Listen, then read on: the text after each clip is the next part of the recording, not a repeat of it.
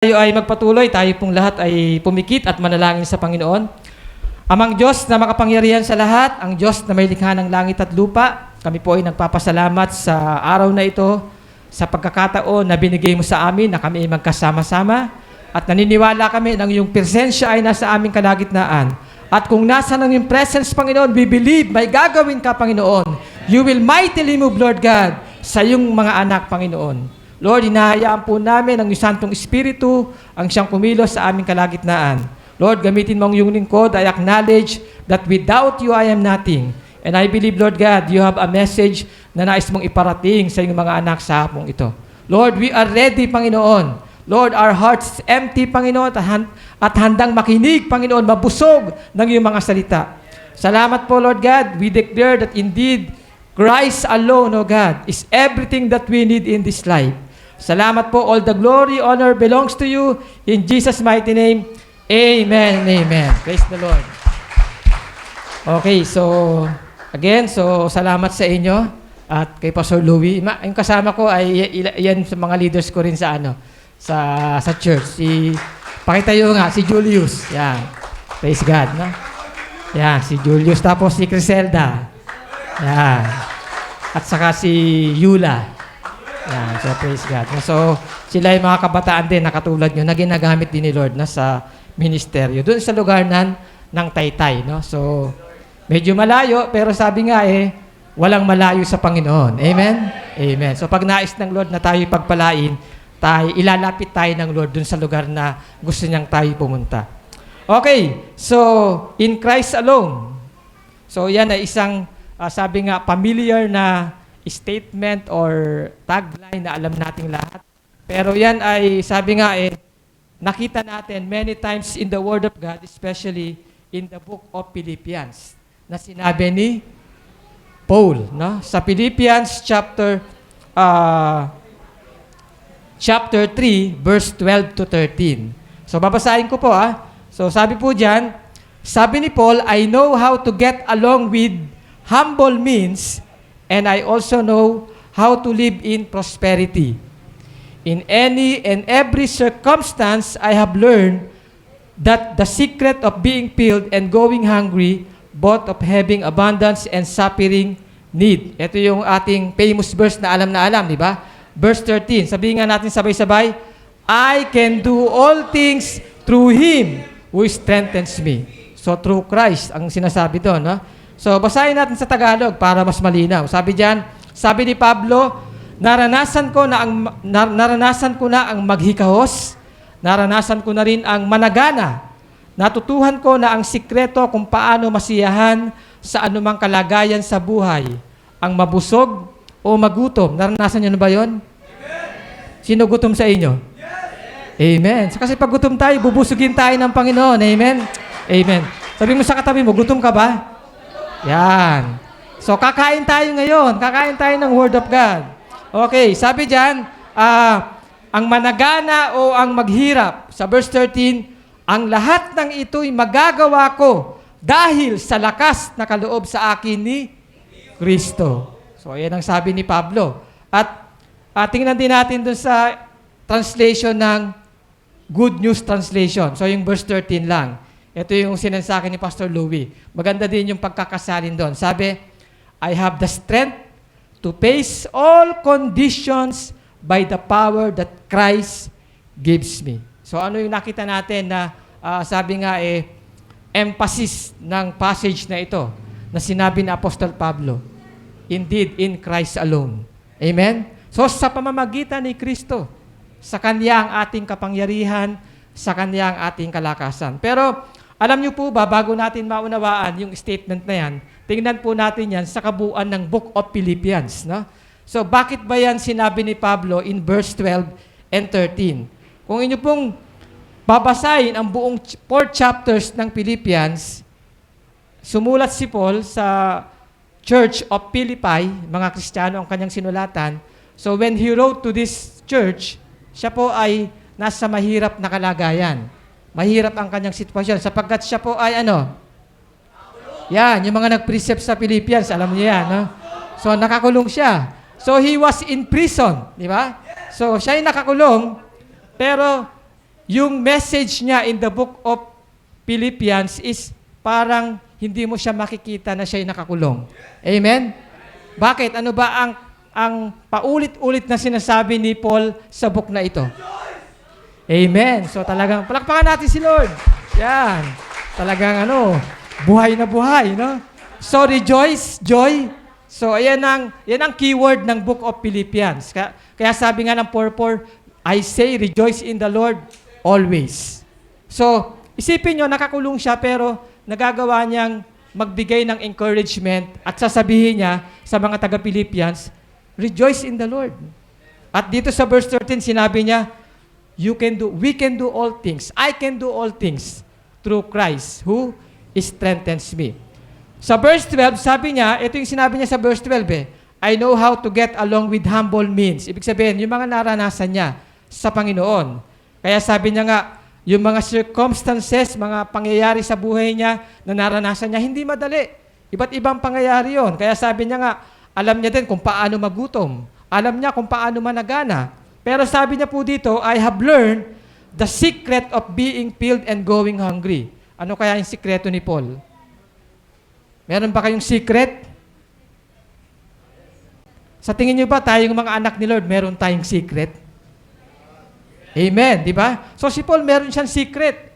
At ang secret niya ay yung kanyang connection with our Lord Jesus Christ. Kaya nga sinabi niya sa verse 13, I can do all things. Nakita niyo all things? Pag sinabing all things, lahat. Lahat ng pwede mong maranasan. Lahat ng mga struggle mo, lahat ng pwede mong pagdaanan sa buhay, you can do it. Why? Ano sabi ni Paul? Because Christ will be your strength. Amen? Si Jesus ang magbibigay sa atin ng kalakasan, mga kapatid.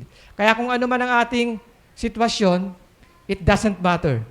Because if you have Christ in your life, Christ will be the one ang siyang mag-uphold sa iyo at tutulong sa iyo para ikaw ay magtagumpay. Amen? Amen. Kaya nga natutuwa ko sa inyong tema, in Christ alone, akmang-akma sa ating pandemic. Amen? People are, sabi nga, naghahanap ng kasagutan sa kung ano ang ating ibig sabihin, yung mga nangyayari sa atin ngayon. Pero I believe in Christ alone. Amen? Si Jesus lang ang magbibigay ng solusyon sa lahat ng ating pinagdadaanan. So, sabi nga, again, yung Good News Translation, I have the strength to face all condition. Again, all condition. Ano man ang ating maranasan. Sino sa inyo ang hindi nakakaranas ng pagsubok? May prize. Sana all, di ba? Sana all, pero imposible eh. So, sabi nga, meron nga akong quotation na nabasa, ito patungkol sa mga pastor. Kasi Pastor's Month naman ngayon eh. Alam niyo ba yan? Pastor's Month ngayon? Okay. So, hopefully, naaalala natin lahat yan. No? So, sabi, ang mga pastor, pag nakikita nyo lagi, akala nyo ay walang problema. Tama ba? Tama? Pero sa tingin nyo, totoo ba yon? Mukha bang walang problema si Pastor Louie? Mukha lang. Sa tingin nyo, mukha ba akong walang problema? Mukha lang. Pero alam nyo ba, lahat tayo ay may kanya-kanyang pinagdadaanan. Amen? Pero, bakit tayo nakakapagpatuloy? Bakit we have the strength to face all conditions? Ano sabi dyan? Christ is our power. Amen? Ang kapangyarihan ni Kristo ay nasa atin na nagbibigay sa atin ng kalakasan para anuman ang ating harapin, magpapatuloy tayo. Amen? Sabi mo sa katabi mo, magpapatuloy ka. Yan, di ba? So walang ano yan, wala pong atrasan, no? Sabi nga nila nag-pandemic lang tayo, pero hindi natitigil ang ating relasyon sa Panginoon. Hindi natitigil ang ating paglilingkod kay Lord. At higit sa lahat, hindi natitigil ang ating pangangaral, pagbabahagi ng Word of God. Amen? Amen. Praise God. Okay, so sabi po dyan, Christ alone is our all in all. Pag binasa niyo po ang aklat o mga sulat ni Paul, lahat ng letters niya sa mga churches, ang isa sa mga favorite niyang sinasabi, in Christ, in Christ. So, marami siyang statement and he connected it always in Christ. Isa lang yang Philippians 3:13 na sinabi niya, I can do all things through Christ. No? Kaya sabi nga, Christ is our all in all. Wala na tayong hahanapin pa sa ating... Tingnan natin yung passage ng Colossians 2:16-17. Sabi diyan, for by Him, all things were created. Yung Him po diyan ay si Jesus, si Christ. For through Christ, all things were created, both in the heavens and on earth, visible and invisible, whether thrones or dominions or rulers or authorities. Sabi diyan, all things, nakita niyo naman, all things have been created through Him and for Him. Sa Kanya at para sa Kanya. Sino yung Kanya na yon? Si Christ, di ba? 17, He is before all things. In Him, all things hold together. Nakita niyo pa ulit-ulit na all things? Kaya nga in Christ alone. In Christ alone eh. All things is subject to His power and authority. Sabihin mo ang sitwasyon mo ngayon, lahat may katapat ang Panginoong dyan. Lahat may itatapat sa ating Panginoong Jesus. Amen? So, yun po yan, no? So, another passage sa Colossians 2:10, in Him, so in Christ na naman yan, in Christ, you have been made complete. Ano ibig sabihin ng complete? Walang kulang. Di ba? Kompleto. Di natin pwedeng sabihin complete kung may kulang. Kaya nga complete eh. Ang tanong, sino ang kumumpleto sa'yo? Amen, di ba? Christ complete you. Minsan kasi hinahanap natin yung ating completion with people eh. Di ba? Sabihin natin, you complete me. Di ba? Pero si Christ, si Christ ang kukumpleto sa atin. Mga kapatid, sabi po diyan, in Him you have been made complete. At may kasunod pa, ang sabi diyan, He is the head over all. Nabanggit na naman yung all. Lahat eh. In Christ alone. Lahat. Sabi diyan, all rule and authority. Di ba? So, anong ibig sabihin po niyan? So, si Kristo ang kukumpleto sa buhay natin. Kaya nga, kung wala si Christ, we are nothing. Kapag wala si Kristo sa tao, yun yung buhay na pinaka-miserable. Naniniwala kayo dyan? Kasi kay Christ lang mabubuo ang ating buhay. At sinasabi na dyan ni Pablo na, in Him, you have been made complete. In Christ, you have been made complete. So, if Christ is our all in all, meron akong gustong ibigay sa inyo ng 3 puntos. Yan, para hindi nyo makalimutan. 3 lang. Dapat gagawin kong 200 eh. Kaya lang, baka makalimutan nyo sa dami. So, tinatlo ko na lang. Yan, okay. So, 3. At itong 3 na to ay lahat nagsisimula sa letter S. Yan, para matandaan nyo. So, letter S, no?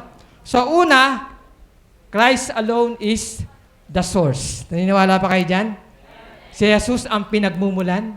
Siya ang source. If you will read the book of Philippians, papatunayan ni Pablo sa atin yan, na si Jesus ang source. Siyang pinanggagalingan ng lahat.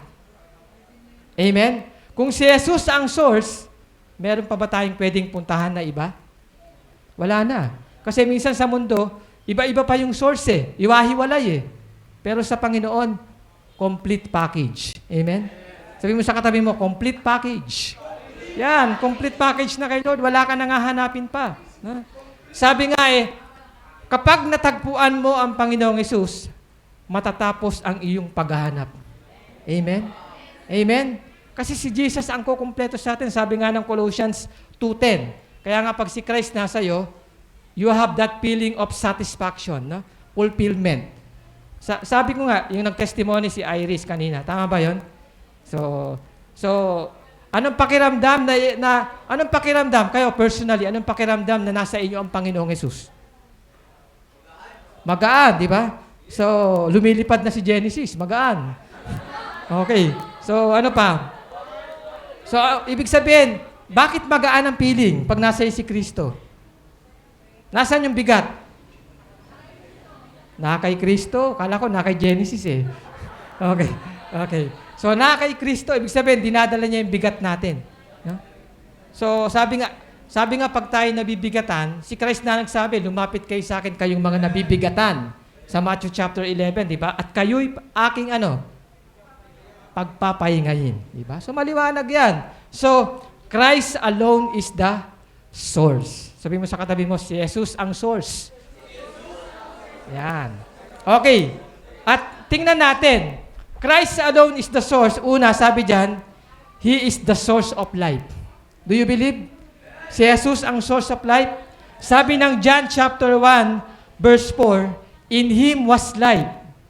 Ang sabi ng John chapter 1 po kay Kristo ang buhay. Siya ang pinagmumula ng buhay. Sa context ng Philippians, sabi ni Pablo sa Philippians 1:21, to live is for Christ, to die is gain.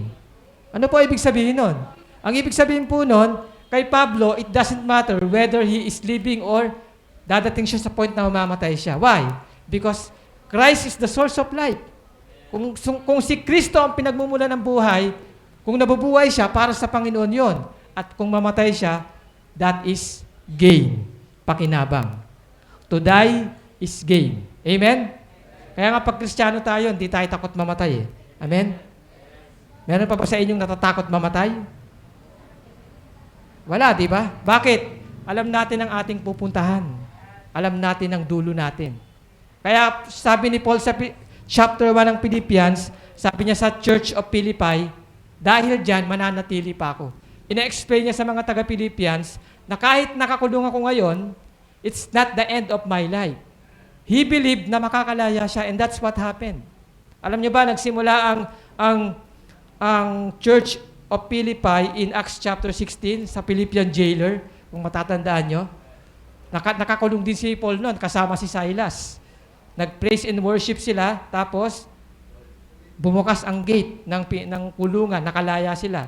At yung Philippian jailer, he's about to kill himself kasi syempre, mananagot siya sa kanyang boss pag nakatakas yung mga binabantayan niya. Pero hindi niya alam, di naman umaalis sila Paul, nandun. Pero yun yung turning point ng Philippian jailer na ito, na-save siya together with his family. Di ba sabi ng Acts 16:30, believe in the Lord and you will be saved, you and your household. At ang ginawa ni Paul, binahaginan ang pamilya ng Philippian jailer, kaya naligtas sila. That is the reason bakit nagkaroon ng church in Philippi. At itong nakakulong si Pablo sa Book of Philippians, another imprisonment naman na yan. Ibang pagkakulong naman yan. Pero nakita nyo, the same mindset si Paul. Rejoice in the Lord. Kahit nga siya ay nakakulong hindi siya nagsiself-pity, hindi siya nag-aalala Di ba kung kayo nakakulong, ano yung typical na nararamdaman ng mga nakakulong? Na parang sila, no? Mabigat sa loob. No? Parang sasabihin nila, dalawin nyo naman ako kasi parang naghahanap siya ng care. Pero si Paul nakakulong na, nagagawa pang kumustahin yung church at Philippi. At sinasabi niya na magpakatatag kayo, stand firm, and then rejoice in the Lord. Actually, yun ang mga message niya in the book of Philippians. Kasi alam ni Paul that kahit nasa labas yung mga Philippians, wala sila sa loob ng kulungan, he knows that they are also experiencing trials and suffering. Kasi normal sa buhay yan Sino ba ang hindi nakakaranas ng suffering? Meron ba? Sino ba ang walang problema? Sabi ko nga, wala naman Lahat meron Sabi nga din ni Paul, lahat ng mga tagasunod ni Kristo magsasuffer, no? Kasi siya nagsuffer Pero ang maganda, ano sabi ni Paul? In Christ alone. Christ is the source. He is the source of life. Pangalawa, He is the source of strength. Alam natin yan Siya ang source ng ating kalakasan Hindi, kapag si Christ ang kalakasan mo, higit ka pa kay Incredible Hulk. Amen? Ano ang power ni Incredible Hulk? Malakas siya. Pero meron pa siyang kahinaan. Anong kahinaan niya? Para lumaki siya ng gano'n, anong kailangan? Emosyon. Kailangan niya ng emosyon. Minsan ginagalit siya para lumaki siya. Pero kapag hindi siya Hulk, wala siyang kalaban-laban. Pero kapag nandun siya sa katauhan na yon, walang binabalda-balda niya lang yung mga tao, yung mga kalaban. Mga kapatid, hindi mo kailangan maging superhero para magkaroon ka ng kalakasan. Jesus is enough. Amen? Christ is the source of our strength. Amen? So, medyo pinipiyok tuloy ako Okay. So, He is the source of our strength. Alam natin yung 4:13, di ba? I can do all things through Christ who strengthens me. So, Paul realizes in his life na anuman na maging sitwasyon niya, ang kalakasan ng Lord, sasamahan siya. Kaya nga maraming pinagdaanan si Paul, nagtagumpay siya. Kasi naka-mindset sa kanya na Jesus is his strength. Mga kapatid, magandang ma-apply din po natin yan sa buhay natin, especially during this pandemic. Amen? So, sino ba sa inyo ang nagkasakit during this pandemic? Amen? Ako po, nagkasakit ako last September lang. Kinikwento ko nga yung araw na pumunta si Louie. Napapunta siya. After noon, ako po ay nilagnat. Ako po, pero hindi dahil kay Louie. Pastor, ayan, hindi dahil sa kanya, no? So, kasi, syempre, pastor tayo, lumalabas din tayo, marami tayong gawain.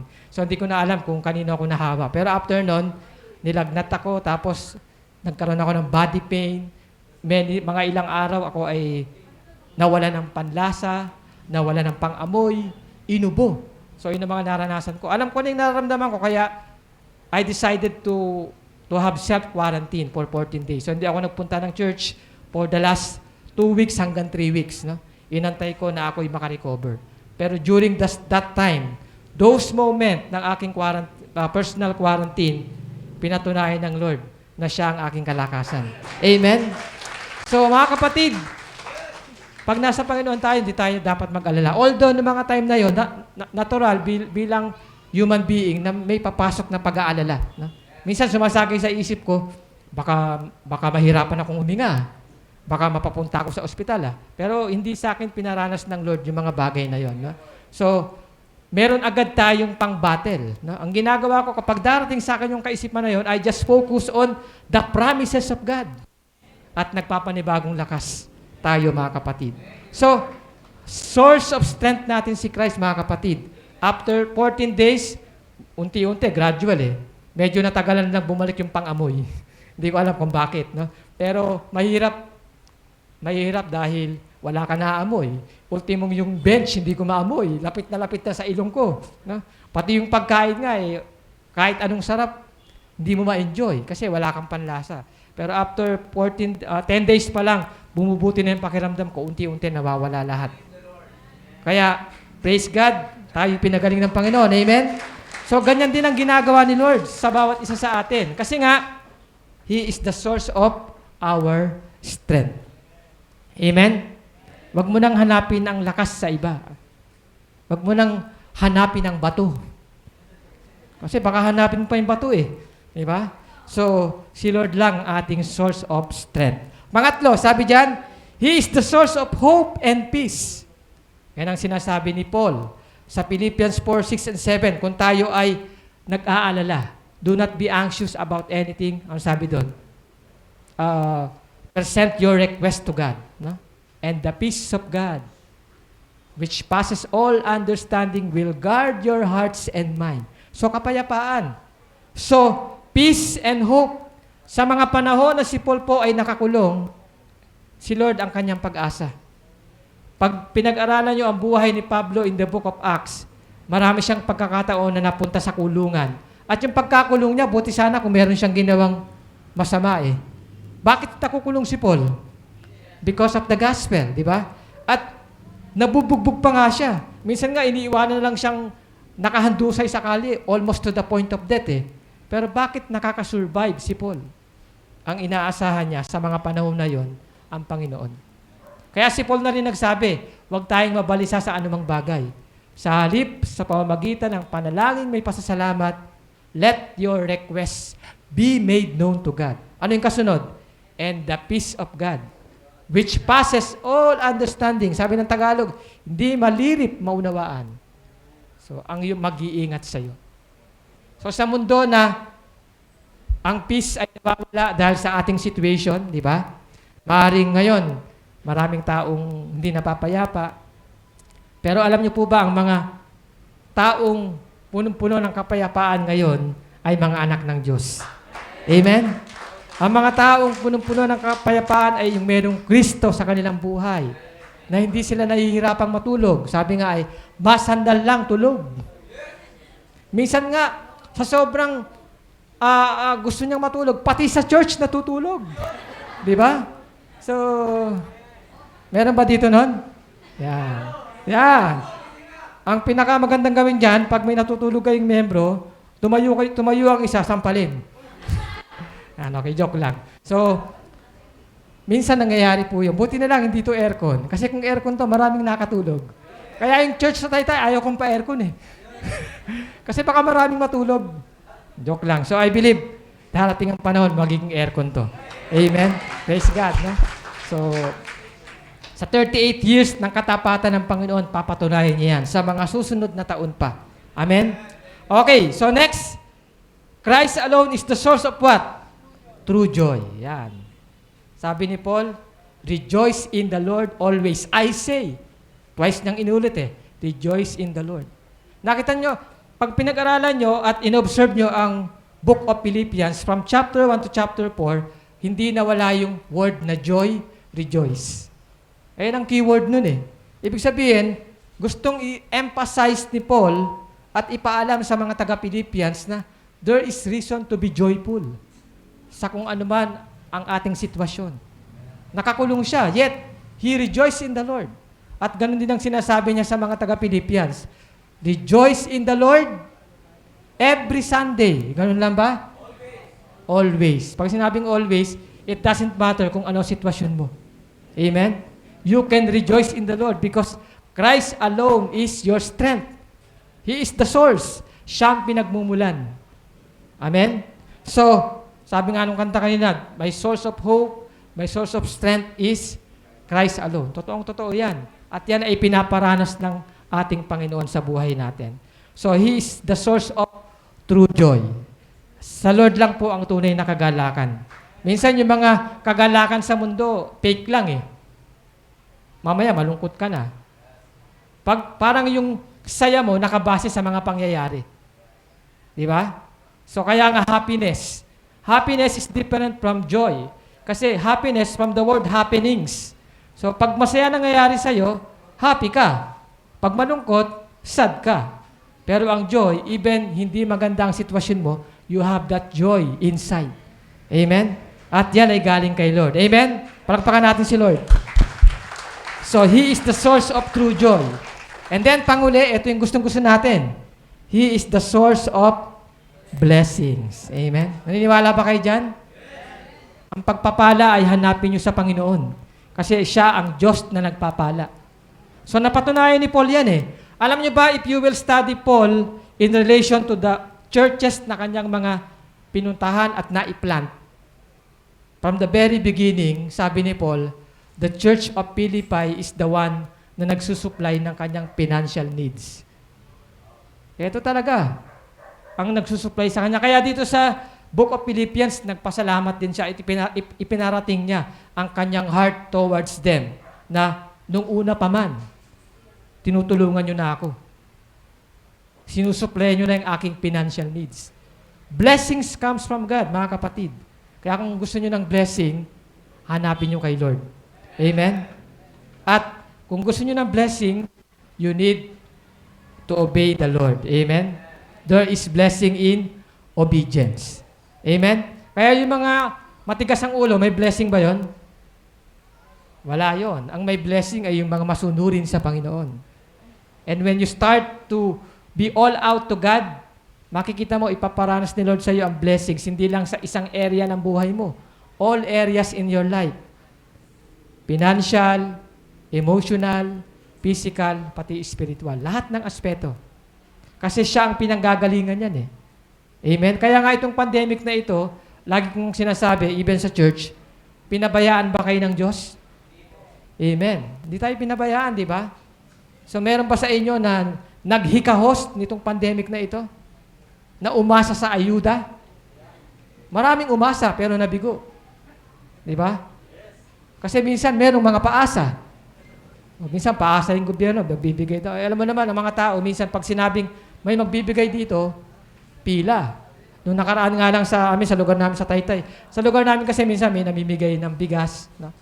So, yung mayor, minsan may ganung programa. Nung last week lang yata yon, namigay ng tasty. No? Paalis ako nun. Alam mo, pumila ako paalis nga ako. Pero nakita ko, ang haba-haba ng pila. Tapos iniisip ko, isang tasty lang naman ang binibigay. Pero okay lang naman yung at least nakakatulong sa mga tao doon. No? So, haba ng pila, tapos isang tasty. May mga medical ano rin yata, may mga gamot din nakasama. Pero nakita mo yung mga tao, talagang may pangangailangan Pero mga kapatid, tayo, binebless tayo ng Panginoon. Amen? Ipinapatunayan ng Lord sa atin na siya'y tapat. Amen? Sige, palakpakan natin si Lord. Because He is the source of blessings. Amen? So, number 1, Christ alone is the source. Okay. Point number 2, Christ alone is the solution. Naniniwala pa kayo dyan? Si Christ ang solution, siya ang kasagutan. So, sabi nga dyan, He is the only answer for our every questions in life. Marami pa tayong katanungan. Di ba? May mga tanong ba kayo ngayon na hindi nyo masagot? Wag lang sa mathematics. Okay, di natin talaga alam yan. Pero maraming questions about life na namumuo sa atin. Baba, sa pangyayari ngayon sa atin. Lord, why all these things are happening? Bakit until now hindi pa natatapos ang pandemic? Bakit until now yung variant dami ng dami? Di ba? Hindi natatapos yung variant Delta plus, Delta minus, square root, baka kung ano-ano na yun Di ba? So, pahirapan na tayo. Pero, sabi nga, may sagot si Lord sa lahat ng yan. Amen? Kaya nga sabi ni Paul sa Colossians, in Christ you are complete. Ibig sabihin, pag nasa iyo si Kristo, ano man ang katanungan mo sa buhay, may nakahanda siyang sagot. Amen? Ito yung isang twist. No? Lahat ng katanungan, may sagot si Lord. Pero hindi sa lahat ng pagkakataon, malalaman mo agad ang sagot. Amen? May mga pagkakataon na pwedeng hindi mo malaman ang sagot. Pero it doesn't mean you will not trust Jesus. Trust God. Because He is our all in all. He is the source. He is the solution. Our part is to trust Him no matter what, mga kapatid. Magtiwala tayo. Ano man ang ating maging kalagayan sa buhay. Ano man ang tanong na pumapasok sa isip mo na parang walang sagot. May sagot ang Panginoon. Hindi man ngayon, pero darating ang panahon, ipapaunawa sa iyo ng Lord ang sagot. At pag dumating yung time na yon, you will realize, Lord, kaya pala. Thank you. Diba? Minsan may mga pangyayari sa buhay natin na di natin maintindihan bakit nangyari. Yung lagi kong kinikwento sa church na merong isang kapatiran nung 9/11 na attack sa US ng terrorist, yung Twin Tower na gumuho, di ba? Merong isang mananampalataya doon na 1 month before na mangyari yon, natanggal siya sa trabaho. At ang opisina niya, isa sa mataas, siguro mataas na floor, mataas yun no? Basta isa siya dun sa nag-oopisina sa building na yon. 1 month before na nangyari yon, siya ay natanggal sa trabaho. Nagtatanong siya, why? Ang ganda-ganda ng trabaho niya. And he's thinking, bakit nangyari to? Stable naman yung kanyang company, bakit kailangan siya'y matanggal sa trabaho? Mawalan siya ng trabaho. After a month, umiiyak siya, he realizes, Lord, ito pala. Niligtas mo ko sa tiyak na kapahamakan. Amen? So, amen. Palakpakan natin si Lord. So, nakita niyo kung paano gumagawa si Lord. Di ba? Minsan, that time, di niya maintindihan Pero after the event, naintindihan niya. Lord, niligtas mo pala ako. Amen? So, marami man tayong tanong sa buhay, Christ will always be the answer. He is the solution. Pangalawa, sabi diyan, sa lahat ng problema, every problem in this life, meron siyang solution. Hindi ibig sabihin na yung mga pagsubok sa buhay natin, problema ay instant sasagutin niya. Kaya nga minsan, nagreklamo tayo, Lord, bakit ang tagal-tagal na, wala pang sagot. Amen? Wag nating madaliin ang Panginoon. God is acting according to His timetable, not our timetable. Hintayin natin yung proper time ng Lord. At pag sinabi niyang hindi, mag-submit tayo. Ibig sabihin, meron siyang much better plan. Amen? So, whatever problem that we have, sabi nga, Christ is the solution. Tingnan natin. Kaya nga sabi ko, sa pandemyang ito, vaccine is not the answer. Jesus is the answer. Amen? Pwedeng maging sagot yan, pero temporary lang yan. At si Lord pa rin ang source ng kagalingan. Instrumento lang yung mga bakuna na yan. Pero sabi ko nga, lagi kong sinasabi, dun sa mga nabakunahan na o magpapabakuna, huwag niyong ilagay ang trust sa vaccine. Ang trust natin na kay Lord. Amen? Kasi yung vaccine, wala namang total protection yun eh. Diba? Sabi nga may possibility pa rin, yung breakthrough na pwede kang magkaroon pa rin. Pero nakakatulong naman talaga ang vaccine. Kasi yan ay according sa pag-aaral ng mga dalubhasa sa medicine. Pero again, instrumento lang ng Panginoon yan. Amen. Just like other medicines. Umiinom ba kayo ng gamot? Diba? Kasama yun sa, sa ginagamit ni Lord para gumaling tayo. Yung nagkasakit nga ako, ang dami ko nang iniinom na gamot, parang 3, 4 sa isang araw. Pero ang sabi ko, Lord, every time na ako iinom, Lord, use this medicine to cure kung ano man ang meron sa aking katawan. Ikaw pa rin ang source ng kagalingan. Amen? So, ganun dapat. Huwag tayong umasa sa Biogesic, di ba? O kung ano man. So, ingat. Di ba? So, si Lord lang, no? Si Lord ang ating source. Di ba? Sabi nga, solution. And then, ito yung talagang alam nating lahat. Christ is the only solution for man's sins. Amen? Wala nang ibang solusyon. Kasi kung meron pang iba, sana ginawa na ni Lord. Sino ang solusyon sa kasalanan ng mundo natin? Si Jesus. Kasi kung meron pang iba, hindi sana namatay si Jesus on the cross. So kaya kung iisipin mo, substitution nga yun eh. Dapat tayo yung nakapako eh. Pero sinasabi ng Lord, walang qualified. Walang ibang solusyon kundi ang kanyang kaisa-isang anak. Kaya ano ginawa niya? Even mahirap sa kanya yon, kaisa-isang anak niya, pinadala niya para tayo ay magkaroon ng kapatawaran at mapalaya sa kasalanan. Mga kapatid, Christ alone is the solution. Sabi mo sa katabi mo, Christ is the solution. Si Jesus ang solusyon. Huwag mo nang hanapin sa kung ano-ano pa man ang kasagutan, ang solusyon. Si Lord ang yan. Kahit estudyante, sino sa inyo nag-aaral? Yan, di ba? Although online class ngayon, so, si Lord ang magbibigay sa inyo ng wisdom, di ba? Kayang-kaya kayong tulungan ng Lord at bigyan kayo ng knowledge para masagutan nyo yung mga dapat nyong sagutan. Amen?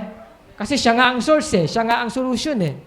Okay. So next, ito pa isang maganda. Christ alone is the sustainer. Di ba? He is the source, He is the solution, He is the sustainer. Yan. All throughout the book of Philippians, pinatunayan din ni Paul that it is Christ na nagsusustain sa kanya. Ano pa Tagalog ng sustainer? Umaantabay, nagpapanatili. No? So yun siya. Nanatili si Paul because alam niya na si Christ ay patuloy na umaantabay sa kanya sa anuman ang kanyang pinagdadaanan. So sabi nga dyan, He will enable us to endure. Ano sabi ni Paul sa Philippians 1:6? He who began a good work in you. Sabi ni Paul yun sa mga taga-Philippians, ha? He who began a good work in you. Ano yung kasunod? Will perfect, will complete it until the day of Christ. Ibig sabihin, sino ang kukumpleto? Diba? God, ang ating Panginoon.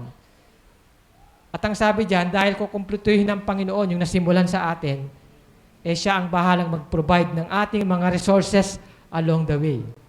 Sabi nga ni Paul sa book of Romans, the just shall live by faith. So, ibig sabihin, our life on earth is all about living by faith. We start at faith, we end with faith. Sabi ng Romans 1:17, from faith to faith. Nagsimula sa pananampalataya, matatapos sa pananampalataya. What's in between? Faith pa din, mga kapatid. At nasino ang sasama sa atin sa lahat ng yan? Ang ating Panginoong Yesus. Siya nagpasimula, siya rin tatapos. Amen? Sige, palakpakan natin si Lord. Kaya nga nag-endure tayo eh. Nagpapatuloy tayo ano man ang mangyari eh. Yan ang isang katangian ng tunay na Kristiyano. Whatever happens, He will remain. Hindi siya magbabackslide. Kasi ang sinasabi sa Bible, ang katangian ng isang Kristiyanong tunay nag-endure siya until the end. Ano man ang maranasan niya sa buhay, ano man ang pagdaanan niya, na patuloy siyang kumakapit sa Panginoon. Dahil si Lord naman ang nagsusustain sa atin para magpatuloy tayo. Amen? Magpapatuloy ba kayo? Amen. So, sa mga susunod na taon, marami pang gagawin si Lord. So, it is my prayer na yung mga nakaupo dyan, later, kayo pa rin ay nandito sa church na ito. Amen? Kasi alam niyo ba, ang isang katangian ng mga pumupunta sa church, minsan sila ay come and go. Di ba?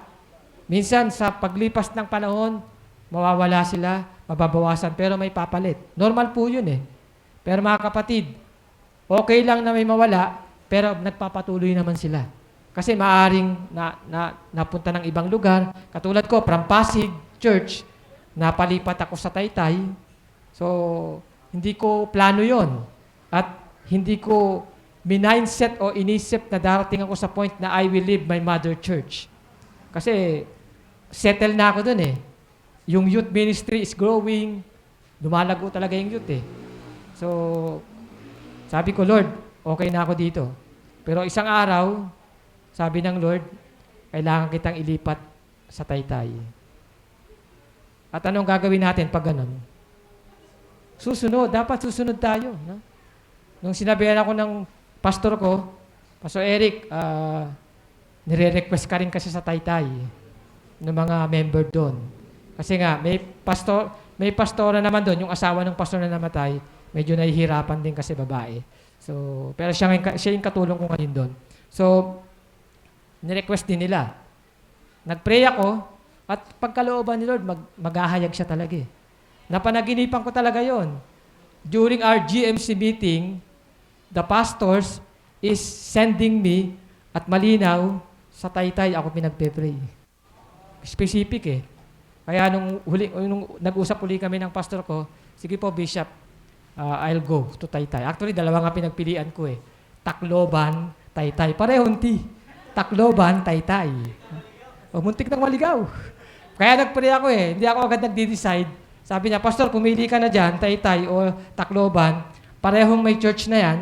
So, aalagaan mo na lang sila. So, establish mo na lang uli. I-regather mo mga leaders. So, ikaw ang pumili, Taytay o Tacloban. Sige po, pagpe-pray ko. Ang sagot sa akin, Lord, napakalinaw eh. Taytay eh. So, Taytay ang pinili ko. So, yung Tacloban, nag-provide naman si Lord ng ibang pastor doon. Amen. So, talagang makikita nyo sumasagot ang Panginoon. Amen. Palakpakan natin si Lord. So, if Christ alone is the sustainer, He is not only enabling us to endure, but sabi dyan, He will supply our needs. Yan. Meron ba kayong pangangailangan ngayon? Meron ba kayong malaking pangangailangan ngayon? So ano sabi dyan? Jesus will supply our needs. Ayan ang sabi ni Paul sa 4:19 eh. Sabi niya sa mga taga-Philippians, and may God supply all your needs. Diba? Hindi lang naman natapos dun eh. Meron siyang reference point. According to the riches and glory of Christ Jesus. So merong source. Kaya sabi natin, Christ is the source, Christ is the solution, and Christ is the sustainer. So kung may pangangailangan ka, ibibigay po ng Panginoon yan. Amen? So humingi ka lang. Diba? Sabi nga, humingi ka, ikaw ay bibigyan, ano pa? Pumatok ka, at ikaw ay pagsasaraduan. Hindi naman gano'n, di ba? Bubuksan ka. Kumatok ka pala, kumatok, di ba? So, ibig sabihin, simply ask. Humingi ka lang, no? So, alam ni Lord ang ating pangangailangan eh. At pagkailangan natin, ibibigay niya talaga yan. Amen? Minsan nga, yung wants, binibigay pa niya eh. Di ba? Meron ba kayong wants ngayon? Sino yung wants nyo? Sino yung wants eh, no? So, ano ba yung mga wants nyo? So, minsan, binibigay din ni Lord yan. Basta, according to His will. Dapat lagi tayong may ganun eh. Not our will, but God's will. Kasi minsan, gustong-gusto natin. Pero ang tanong, gusto ba ni Lord? Di ba? Yan ang laging question eh. Gusto mo, pero gusto ba ng Panginoon? Sino bang masusunod? Ikaw o si Lord? Si Lord. So kung ito yung gusto ni Lord, sino mag-a-adjust? Si Lord o ikaw? Ikaw ang mag-a-adjust. So, hindi pwedeng si Lord ang mag-a-adjust sa atin. At lahat ng nag-adjust para kay Lord, naging maganda ang buhay. Amen? Naging successful. Amen? Praise God. Okay, next, sabi dyan, Christ alone is the sustainer. He will save us in our affliction. Nakalagay yan sa Philippians 1:19. Pwede niyong basahin na lang, hindi ko kasi nilagay dyan, pero at least pinapakita ko sa inyo yung konsepto ng buong book of Philippians. No? Kung bakit nasabi ni Paul yan. No? So, He will save us in our affliction. Nakalaya ba si Paul? Nakakulong siya sa book of Philippians. Ang tanong, nakalaya ba siya? Yes, nakalaya po siya. At sa verse 19, sinasabi niya confidently na i-deliver siya ng Panginoon. Amen? So, ganun po si Paul. Kasi na-realize niya kung si Christ ang nagsusustain, ang nagpapanatili sa kanya at umaantabay sa kanya, so alam niya din na ililigtas siya ng Panginoon dahil hindi pa tapos ang plano ni Lord sa buhay niya. Kailan natapos ang plano ni Lord kay Paul? 2 Timothy. 2 Timothy, yun na yung time na siya ay mamamatay. That was the last book bago siya mamatay. Kaya tinan niyo yung mga sinabi niya doon sa 2 Timothy, para siyang nagpapaalam na. I have fought the good fight, I have finished the race.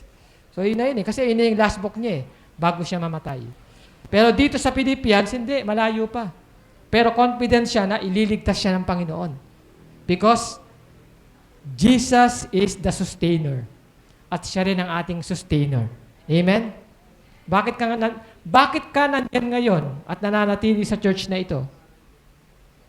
Sa maraming panahon. Sino ang matagal na sa church na ito? Yan. Okay. Sino yung 38 years na yung church? 38 na rin siya. Okay, di ba? Siyempre si Pastor Apollo dahil nandito ka na, Pastor Apollo, nandito ka na nun. Nagsimula. So, galing pa kay Pastor Doming yata. So, nakita nyo, ang Lord, pinapanatili tayo. He is our sustainer. At ililigtas niya tayo sa anumang afflictions, kahirapan, kapahamakan na pwede nating harapin. Amen? And then, pang-apat, He will enable us to fulfill our calling no matter the situations. Amen? Pag may calling ka, God will see to it na matutupad yun at matatapos mo yun. Experience ni Paul Napakarami yung naranasan, ilang beses siya nakulong. Sa dulo ng Acts sa dulo ng Book of Acts 28, chapter 28, nakakulong din siya doon Naka-house arrest sa Rome. Pero ano sabi diyan? Kapag si Christ ang sustainer mo, He'll see to it na matutupad ang calling na ibinigay sa iyo ng Panginoon. Walang iwanan. Alam mo ba kay Lord, walang iwanan? Amen? Hindi tayo iniiwan ni Lord Ang totoo, tao lang ang iiwan Totoo. Minsan tao, iiwanan ka ng tao. Di ba? Pero okay lang. Kasi merong isang hindi nang iiwan. Amen? And that is si Lord. Amen. Sige, palakpakan natin si Lord. Praise God. So, kaya nga sabi ni Paul ang ginagawa niya is forgetting what lies behind and he press on. Yan ang sabi dyan I press on toward the goal for the upward call of Christ in Christ Jesus. So bakit? Kasi alam ni Paul na isusustain siya ng Panginoon anuman ng kanyang harapin, anuman ng kanyang maranasan. Amen? Christ alone. He is the source. Pangalawa, He is the solution. He is the sustainer. Amen? So wag natin kalimutan yan. And I believe, pag yan ay patuloy nating ipinamuhay, masasatisfy ang lahat ng ating pangangailangan. Sabi ko nga pag kay Lord, wala ka nang hahanap-hanapin pa Sabi nga, dahil kompleto ka na, yun nga, wala ka nang hahanapin pa. Hindi mo na kailangan mag-take ng vitamins na from A to C. Centrum. Diba? Because Jesus is your completion. Kukumpletuhin ka ng Panginoon. So sa panguli, sabi dyan, in my conclusion, in Christ alone, we are complete. Yan nga sabi natin. He has given us everything in this life to be successful and victorious. Naniniwala ba kayo dyan? God provided everything for us, especially pag anak ka ng Diyos. Pag anak ka ng Diyos, nasa iyo ang kanyang favor. Highly favor. Blessed, di ba? You are God's beloved. God's beloved. You are the apple of His eye. Kaya mahalaga ka sa Panginoon eh. Ano sabi dyan? He is more than enough for you and me. Christ alone, mga kapatid. Kaya napakaganda. Alam niyo, ako ang unang na-bless sa topic niyo eh. Christ alone eh. When I did this preaching, spontaneous lang ang pagbibigay sa akin ng Lord eh. Naka-drop lang to eh. Lahat ng ibinibigay sa akin, Lord, type lang ako ng type sa cellphone eh. And then when I am complete it, saka ko lang siya nilagay sa PowerPoint. Pero yung nasa ka-drop siya, magulo pa, hiwa-hiwalay. Basta kung ano sabihin sa akin ni Lord, sulat lang. Ito kasi gustong marinig ni Lord. Gustong marinig ng bawat isa sa Panginoon. Amen? So Christ alone is the source, He's the solution, He's the sustainer. So wala na, complete. You are complete in Christ. Kaya wag nating kakalimutan niya, mga kapatid. Kahit we are still in pandemic, lahat ng yan magbibigay sa atin ng comfort. Hindi tayo susuko, hindi tayo darating sa point na aayaw na tayo. Kasi minsan ang problema sa mga Kristiyano, parang ayoko na. Parang, bakit ganito? Pero pag nakita mo na si Jesus ang source, siya ang solution, siya ang sustainer, ikaw ay magpapanibagong lakas. Amen? Amen? Sige, palakpakan natin si Lord. Hallelujah. Tayong lahat ay tumayo at manalangin tayo kay Lord. Hallelujah. Yes, Lord. Hallelujah. Purihin ka, Panginoon. Hallelujah. Sige, worship the Lord. Purihin mo ang Panginoon. Hallelujah. Magpasalamat ka sa Panginoon sapagkat siya ang source, siya ang solution, siya ang sustainer sa ating buhay. Hallelujah. Thank you, Jesus. We worship you, God. We exalt your name, O Lord. Hallelujah. Ama naming Diyos na makapangyarihan sa lahat. Lord, salamat po. Thank you for your message to us. Tunay, Panginoon, na ikaw ang source of everything, Lord God. At sa iyo, Lord God, wala na kaming hahanapin pa sapagkat ikaw ang pumuno ng anumang kakulangan sa aming mga buhay. And in you, O God, indeed, we are complete. Salamat po, Lord God. You are the solution. Bagamat maraming questions in this life, Lord God, maraming katanungan na nangangailangan ng sagot. Lord, when we come at your presence, you always say to us na ikaw ang sagot, ikaw ang solution. Turuan mo kami, Lord, na laging magtiwala sa iyo, na even we don't know yet the answer, we will still choose to trust you no matter what. Sapagkat yon ang pinakamaganda at pinakamainam na gawin, ang magtiwala sa iyo ng buong puso, Panginoon. Salamat po, Lord God. We acknowledge that you are the solution even for our every problem sa lahat ng aming pagdadaanan pa. Lord, you are the sustainer. Salamat sapagkat pinapanatili mo kami. Lord, marahil kung di dahil sa iyo, iba ang aming kalagayan ngayon. Lord, you're the very best thing that ever happened in our life. Lord, salamat sapagkat dumating ka sa aming mga buhay, Panginoon. At dahil sa iyo, Lord God, kami ay nabago. Nagkaroon ng direksyon ng aming mga buhay. At ngayon, kami ay gumaganap at tumutupad sa iyong calling, Panginoon. Sa iyong mandate, sa nais mong gawin namin bilang mga anak mo. Lord, you are our sustainer indeed in this life. At salamat sapagkat wala na kaming pwedeng puntahan pa na katulad mo. Ikaw lang ay sapat na at higit pa. Salamat po, Panginoon. Salamat po, O Diyos. Napakabuti mo, O God, sa aming mga buhay. Hallelujah, Lord Jesus. Lord, salamat sa mga anak mo na narito, Panginoon.